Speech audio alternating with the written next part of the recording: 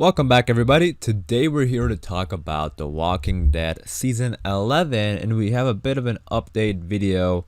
We've been getting some, we always get news for The Walking Dead, very often, little tidbits here and there. And then I usually make a video just sort of compiling all the information we got and, and just talk about it.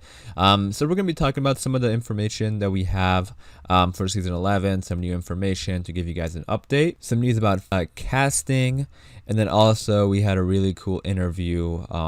Angela Kang had an interview with TV Line, and she talked about the first 8 episodes. So I'm going to go ahead and read some of the stuff that she said and break it down as well, talk about what we might expect.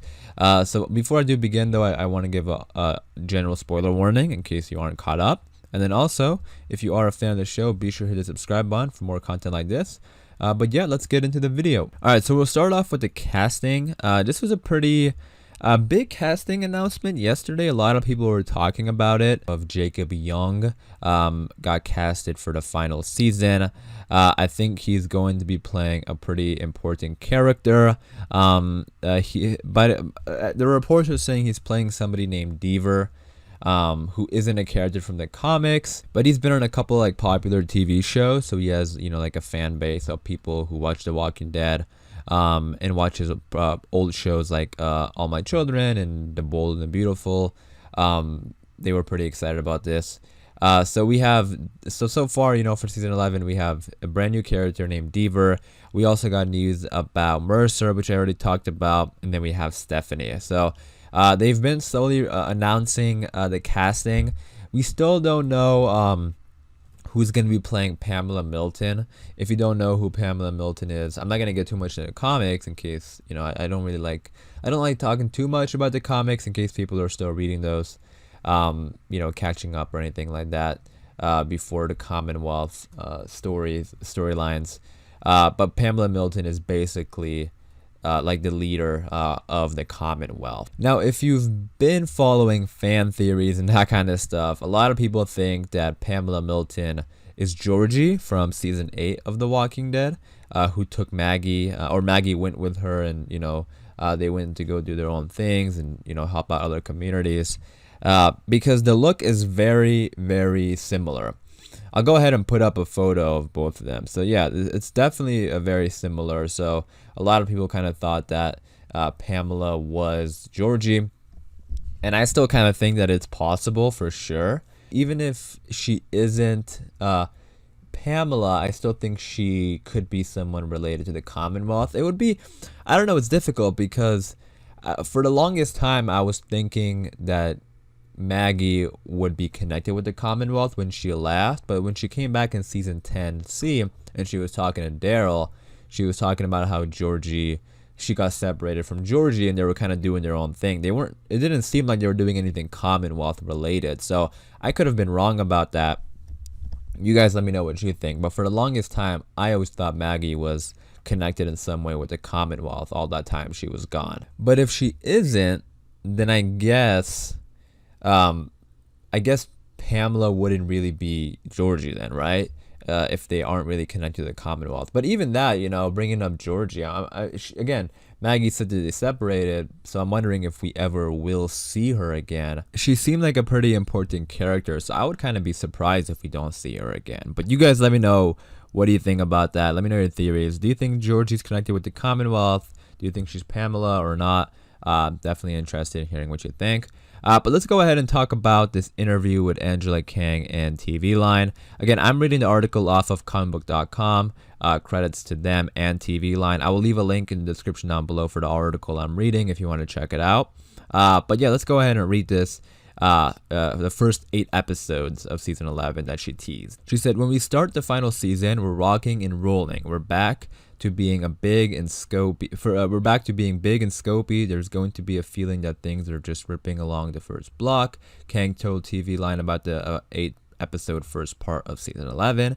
Then we're going for some different tonal things that we're used to on the show, which hopefully will be fun for the audience. All right, so a couple things there. So first of all, it seems like everyone is referring to it as the first, like the 8 episode first part. So that's interesting. I mean, it always is like an 8-8 split for The Walking Dead. The reason I'm bringing this up is because of the final season being an extended season, 24 episodes. I was kind of thinking like, what if we do like a 12-12 split? But that would be a little bit too much. I don't know. So it looks like they're gonna do like an 8-8 split. That seemed more reasonable to me. So that's gonna be pretty cool. But yeah. So the first 8 episodes, she said that, you know, they're back to being big and scopy. That's good to hear. You know, I wasn't too critical of the extra 6 episodes because, you know, like the restrictions they had while filming those, obviously it couldn't be like regular episodes. But it's good to see that season 11 is going to be, you know, back to its usual self. And then the different tonal things. That's interesting. I've never really heard that before. So what do you guys think that could mean? I mean, right now, The Walking Dead's tone is sort of, you know, horror, dark, you know, very, there's a lot of tension going around, you know, stuff of that nature, like essentially like, you know, just a horror genre. You know, there are all drama elements too between characters. So those are all things that we've seen before tonally. So I'm wondering what's going to be different. I also think this may have to do with the Commonwealth, because the Commonwealth is definitely a group that we've never really seen before on the show, and definitely a group that the characters have never seen on the show before. Like, as fans, yes, we have seen the CRM, and they are definitely advanced. But the thing about the CRM is that we didn't really see too much of them, like their living conditions. We just followed the characters, like the group of, you know, young characters. That we didn't really see too much of the CRM. So I think with the Commonwealth, we're really gonna be part of their community, and it's gonna be like just totally different. Like in the trailers, like we had like shots of like ice cream and cake and that kind of stuff. Like we've never really had that before on The Walking Dead. So I think that's what she might refer to. And she also refers to genres. Like there's going to be possibly different types of genres in some of these episodes. So that's what I mean with the Commonwealth. You know, we might even get like some comedic episodes, some, you know, just friendly episodes in general, like characters maybe, I mean, I don't know how they're going to adapt to the Commonwealth. Are they going to be happy there? Are they going to enjoy themselves for a while before they realize things that are, you know, a little messed up? Are they going to enjoy all the restaurants and, you know, they have stadiums and all that kind of stuff? Is it just going to be a totally different way of living? And then we also might, like, something I was kind of thinking about is maybe even a little bit of sci-fi. That would be really cool. And the reason I say that is because of how advanced the Commonwealth are. I don't know if they're going to make it similar to the CRM, because we know the CRM is probably, you know, trying to find a cure. They're doing tests on walkers and stuff like that. So I don't know if the Commonwealth will be doing the same thing. I think it'll be interesting if they do. I mean, this conversation will just go down a rabbit hole of theories, because, you know, like I'm still wondering if the Commonwealth and the CRM know each other, because they're both like such huge groups, and the CRM knows about other communities, like communities on Fear the Walking Dead and communities on The Walking Dead. Like they surely have to know about the Commonwealth, right? Like they have like 50,000 people. How do they not know about them? So maybe the show changes it up, and there is a sci-fi element with the Commonwealth doing experiments and tests and that kind of stuff. That would be kind of interesting. And also, if I do remember correctly, don't quote me on this, but I remember a while ago, I think they were talking about The Walking Dead was interested in doing some comedy special or something like that. So maybe there's even a comedic episode like I mentioned earlier.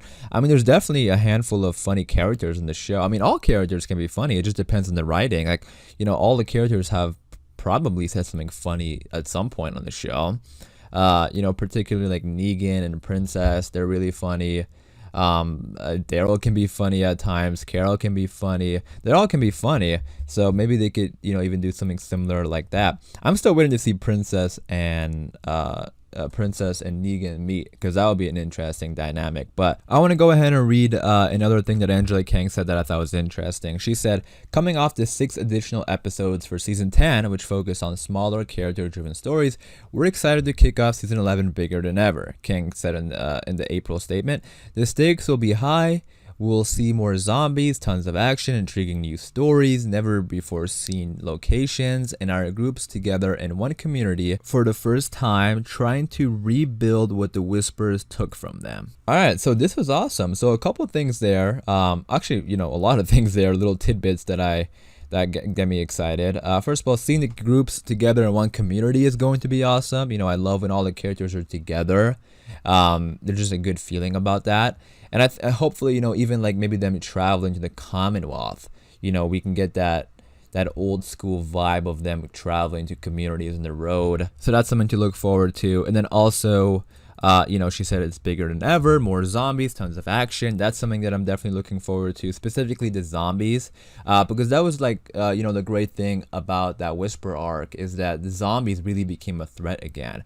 And you know, it's always good to see the characters go back to their roots, which is, you know, dealing with walkers. There's something about that I like, so that's gonna be really cool to see. And then again, intriguing new stories, you know, with the Commonwealth, never before seen location. So lots of interesting stuff coming up for season 11. It's the final season, so hopefully it's a great one. It does look like, you know, they're planning a lot of stuff, so I'm excited for it. I definitely trust them. You know, season 9 and 10 have been great. So yeah, that being said, I am going to leave it to you guys now. I'm definitely interested in hearing your thoughts and opinions in the comments down below. Let me know, what do you think about season 11? What do you think will happen? What do you want to see happen? I'm definitely interested in hearing your thoughts and theories. But yeah, I'm gonna wrap it up there. So hopefully you guys did enjoy. If you did, be sure to leave a like rating, and for more Walking Dead videos like this, be sure to subscribe. And as always, thanks for watching, please take care, and I'll see you guys soon.